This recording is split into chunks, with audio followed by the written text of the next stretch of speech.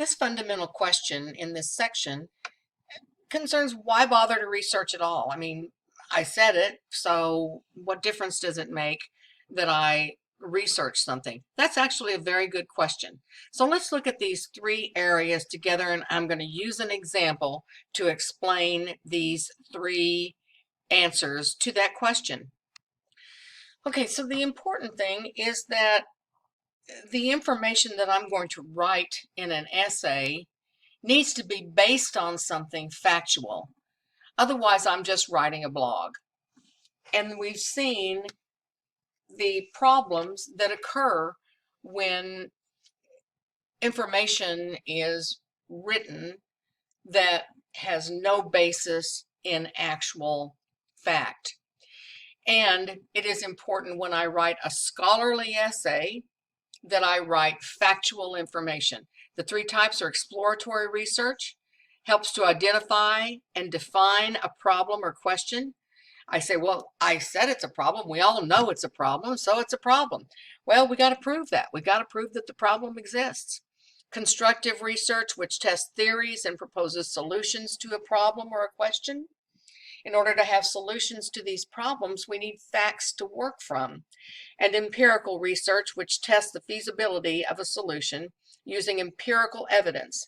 When this practice was introduced, this percentage of people benefited, this percentage of people did not benefit. And that's what we mean by that. So let's look at a practical example together. Homelessness is my essay. Homelessness is a huge issue in today's world. Tons of people are homeless and live on the streets and in parks. Lots of people are hurt by other people, and that makes homeless people in danger. So many people are affected by financial problems that most become homeless in just a matter of weeks. There are many proposed solutions, but the problem is getting worse and worse. Okay, that is a vague paragraph. There are no facts in here. Tons is not a number. And huge is not a number. And today's world consists of how many countries, how many billions of people. That is too huge of a scope for an essay. I'm going to go ahead and fix this, and then I'm going to come back and show you how I did. Okay, I've spent the last 15 minutes looking to revise this paragraph. Let's look at how the paragraph looks now. This is an introductory paragraph. Homelessness is a major issue in the United States. Okay, that's my proof. That's what I want to prove. So that's okay to start that paragraph with that. Now here comes my proof. HUD bases its homeless count on people experiencing homelessness who are sheltered in emergency shelter, transitional housing, and safe havens. Oops. That came from that HUD site, which I'll show you in a second. As of 2019, an estimated 567,715 people, representing a cross-section of demographics are, let me finish that sentence, I'll be right back. As of 2019, an estimated 567,715 people, representing a cross-section of demographics, are homeless. Need a verb there, according to the HUD definition. All right, now, this is why I love to edit out loud. According to the Office of the President report from 2019, over half of all homeless people live in California. That's from whitehouse.gov. According to Cal Matters, a division of HUD, over 150,000 Californians meet the homeless description.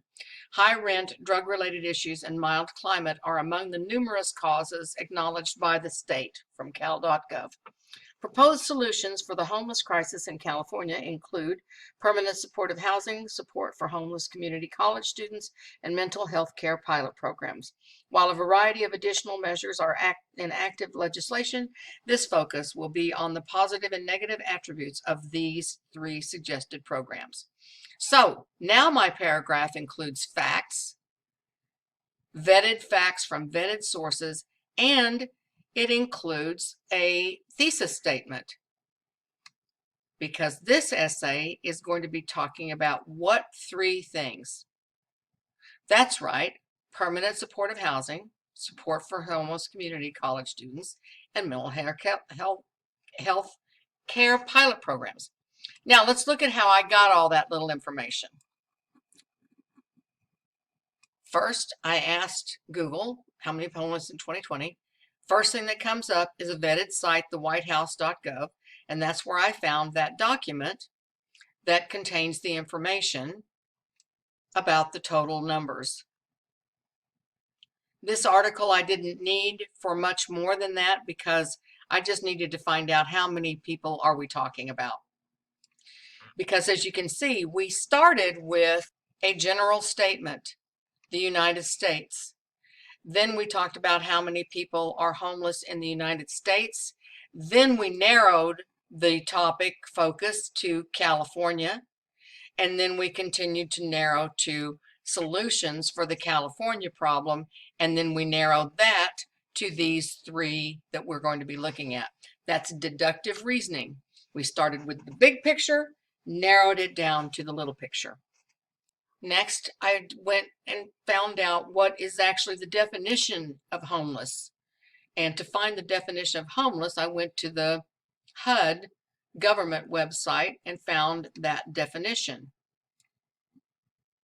And lastly, I went to the California homeless population and came up with this division of HUD, which makes it a vetted site already, since it's already a division of the Department of Housing and Urban Development. And that's where I found this fabulous article. And if all I'm doing is writing a short essay, this website is going to be just about all I need, along with those other two that gave me the definition. And then we narrowed it down to California. And here is just about everything I'm going to need. There's a graph I can include in my essay to show the growth in homeless population. We went down here to the proposed solutions, and those proposed solutions, I'm sorry to scroll so fast, but I'm trying to do this quickly. I'm just showing you how this one website can offer so many things. Look at how many wonderful links this website has to prove its points. This is a beautiful, vetted website. And as I scroll through, I can continue to get information from here. I can click on the links if I wanted to get that. And here are the solution possibilities. Remember, I came up with those three solution possibilities? Here's a list of them. I picked the three that I want to study. So I picked, one was back up there about the housing. And then I wanted community college students I care so much about. So I want to look into that. And I can't take on everything because I'm not writing War and Peace here. I'm writing a short essay. So you can see that once I find a fabulous essay like this, I can really use that. And you can see this is copyrighted 2021. So it's referring to statistics from 2019 and 2018, but it's a current status, right?